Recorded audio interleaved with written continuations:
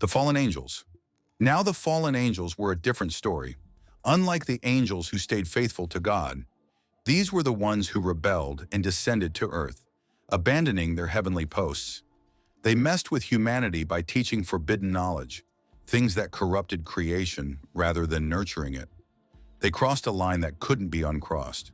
Because they didn't belong to the natural world, they weren't offered any place on the ark. They were spiritual beings who had already sealed their own fate long before the first drop of rain fell. Instead of being saved, many of them were chained in darkness, waiting for judgment. The ark was designed to preserve earthly life, humans and animals, not celestial rebels. That separation showed something deeper, that God's justice doesn't blur the line between what's holy and what's fallen. The wicked generations, of course, not every human was pure evil, but most had turned their backs on righteousness. The world before the flood was overflowing with violence, corruption, and selfishness.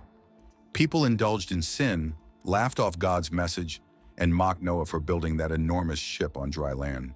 But the ark wasn't about saving as many people as possible. It was about saving those who walked in obedience. God chose Noah and his family because they followed him. The rest ignored every warning, refusing to change or repent. Letting them on the ark would have meant dragging the corruption of the old world into the new one. Their exclusion was a harsh reminder that rejecting God ultimately leads to destruction. The hybrid creatures. Ancient Jewish legends also talk about hybrid creatures, strange beings that were neither fully human nor fully animal. Supposedly, these came from the unnatural mix of fallen angels and earthly life. Whether those stories were exaggerated myths or reflections of real events, they all pointed to one idea. Creation had been contaminated. The ark was meant to preserve life according to its kind, pure, unaltered, and within the natural order. These hybrids didn't fit that. They blurred the boundaries between what God had designed, so they had no place in his renewal plan. The ark wasn't built to carry chaos, it was built to restore order. The predatory beasts, not every animal made it into the ark either. While Noah brought pairs of clean and unclean animals, some dangerous predators were likely left out. It wasn't about saving every species ever created, but about maintaining balance. Predatory beasts that couldn't coexist peacefully or would have threatened other creatures probably didn't make the cut. God's plan was to preserve life that could thrive and sustain the earth after the flood, not to endanger it. Their absence served as a reminder that divine preservation always considers harmony, not destruction. The mockers. Then there were the mockers, the ones who couldn't stop laughing at Noah. For years, they watched him build this massive boat under a clear sky, calling him crazy. They treated his warnings like a joke and mistook God's patience for weakness. But when the first drops of rain began to fall, their laughter turned into fear. Still, God didn't let them in. The door of the ark was sealed by God himself, and once it was shut, no human hand could open it. Those left outside became living proof that grace isn't something to take lightly. God's patience may be long, but it's not endless. And ignoring his call eventually leads to silence. The corrupted animals. Just as humans were corrupted, some animals might have been too.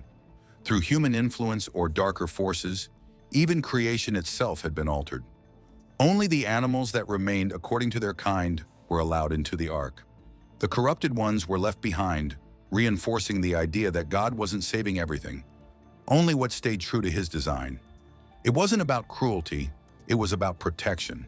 The ark symbolized the preservation of purity, ensuring the new world would start clean, exactly as he intended it. To ancient traditions, especially in Jewish and early Christian writings, suggest that not only humans but even animals were affected by the corruption that spread before the flood.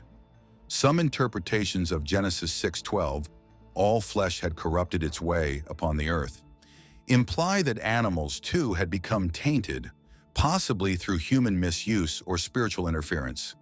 Texts like the Book of Jubilees expand on this, describing how creatures mixed unnaturally, defying their original design. So when God instructed Noah to take animals according to their kind, it symbolized preserving genetic and moral purity. The ark, therefore, became a safeguard for uncorrupted creation. The kings of the earth before the flood The world had its share of powerful rulers, kings who built their thrones on oppression, violence, and pride. They believed themselves untouchable, sitting high above others and boasting of their power. Ancient Jewish and biblical traditions hint that the kings of the earth before the flood were powerful rulers who misused their authority. Genesis 6 describes mighty men of old, men of renown, often interpreted as tyrannical leaders or even hybrid beings connected to the Nephilim text, like one Enoch portray them as arrogant figures who oppressed others, spreading violence and corruption across the land.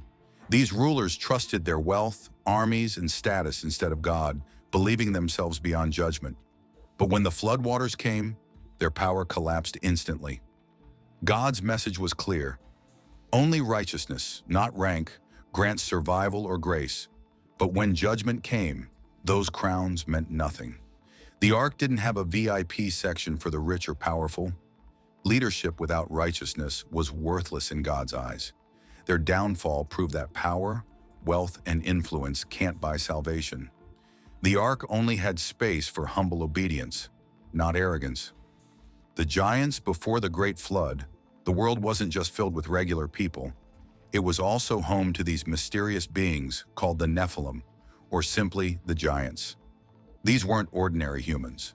They were said to be the offspring of fallen angels and human women, and their very existence upset the balance of creation. Because of that strange origin, they became beings of immense strength, aggression, and dominance, ruling the earth with violence and pride. But they weren't part of God's plan for humanity.